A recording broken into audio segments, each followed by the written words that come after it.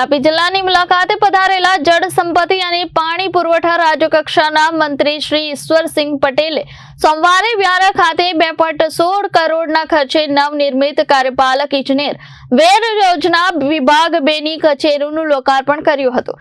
વેર યોજના વિભાગ 2 ની કચેરીનું લોકાર્પણ કર્યા બાદ મંત્રીશ્રીએ કચેરીનું નિરીક્ષણ પણ કર્યું હતું।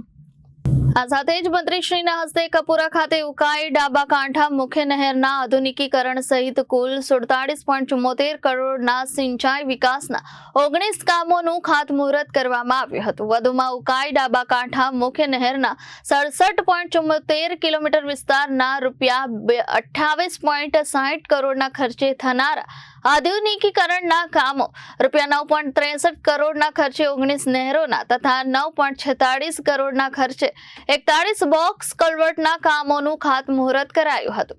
આ પ્રસંગે મંત્રી શ્રી ઈશ્વરભાઈ પટેલે જણાવ્યું હતું કે તાપી જિલ્લો ખેતી અને સિંચાઈની દ્રષ્ટિએ અત્યંત મહત્વનો જિલ્લો છે।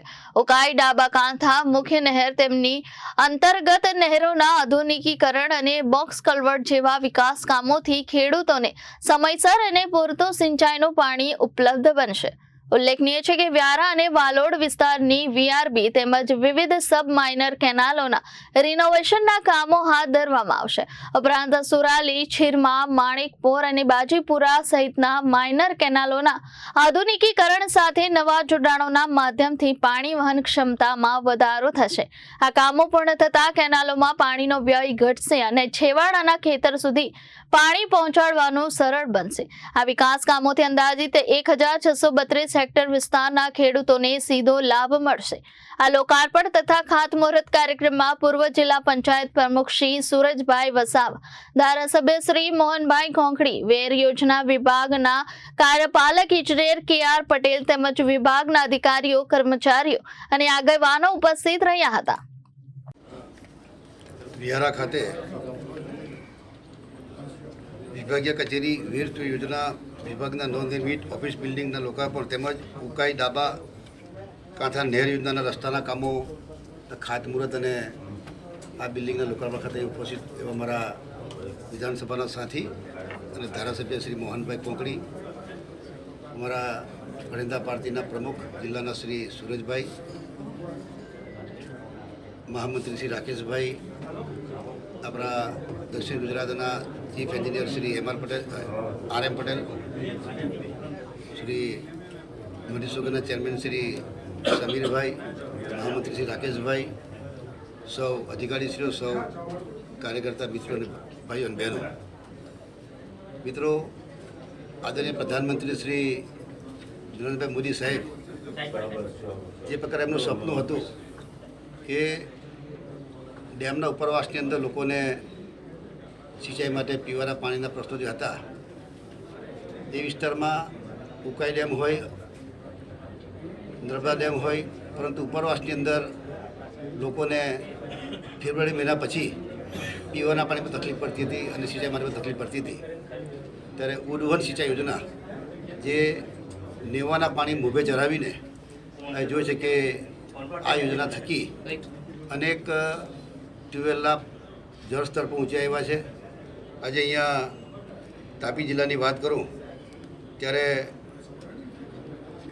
ગુજરાતની અંદર સૌપ્રથમ પાઠકવાડી અંબિકા નદીની અંદર રબર ડેમનું નિર્માણ થયેલું છે। એમાં 93 કરોડ 37 લાખ રૂપિયાના ખર્ચે એ બની રહ્યો છે। ચોમાસા પહેલાં કામગીરી પૂર્ણ પણ થવાની છે। બીજા 2 વિયર કે જે એક પૂર્ણા નદી અને બીજી એક અંબિકા નદી, આંબોલિયા અને ઉમરાવાવ, આ 2 જગ્યાએ 15 કરોડ 74 લાખના ખર્ચે આ 2 વિયરો બનવાના છે। 36 જેટલા વિયરગામ ગોઝવે એના પણ ખાતમુહૂર્ત 3 કામોનું થવાનું છે। તેમાં 29 કરોડ 14 લાખના ખર્ચે આ 36 જેટલા ચેકડેમો બનવાના છે। આજરોજ અહીંયા આ બિલ્ડિંગની વાત કરીએ, લગભગ 1969માં આ ઓફિસ ચાલુ થઈ હતી। ત્યારનું જે જૂનું બિલ્ડિંગ હતું એની જગ્યાએ આજે અહીંયા 2 કરોડ ને 15 લાખના ખર્ચે સરસ મજાનું આ બિલ્ડિંગ બન્યું છે। કોર્પોરેટ ઓફિસ એ ટાઈપનું સરસ મજાનું બિલ્ડિંગ બન્યું, જેના કારણે અહીંયા બેઠેલા કર્મચારીની ઉપર એફિશિયન્સી વધવાની છે અને કામ પણ વધારે થવાનું છે।